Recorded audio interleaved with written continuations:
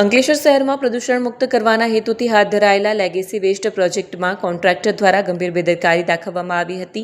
સેંકડો ટન કચરાને 3 તબક્કામાં વૈજ્ઞાનિક રીતે નિકાલ કરવાને બદલે વેસ્ટ સેગ્રીગેશન સાઇટની નજીક રસ્તો બનાવી અવાવરૂ ખાડી વિસ્તારમાં કચરો ધરબી દેવામાં આવ્યો હતો। આ અંગેની જાણ થતાં નગરપાલિકા પ્રમુખ ભાવેશ કાયસ્થ અને કારોબારી ચેરમેન નિલેશ પટેલે સ્થળ પર આકસ્મિક દરોડા પાડ્યા, જેમાં જમીન અને પાણીના સ્ત્રોતોને પ્રદૂષિત કરવાનું આ મોટું કૌભાંડ ઝડપાયું।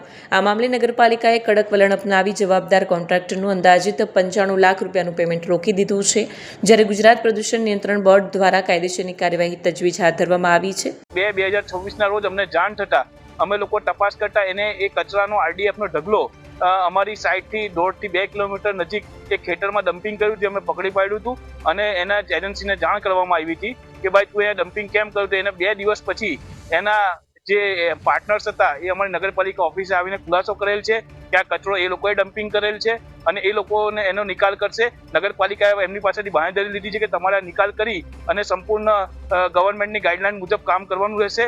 અગર કામ નહીં કરશે તો નગરપાલિકા આગામી કાર્યવાહી કરશે।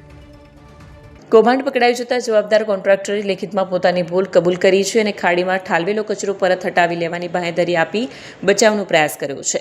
જોકે પર્યાવરણને થયેલા નુકસાનને જોતા તંત્ર નમતું જોખવા તૈયાર નથી।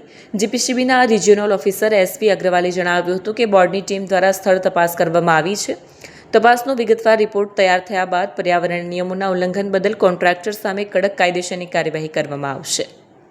કૌશિક પટેલનો રિપોર્ટ, હિન્દ ટીવી।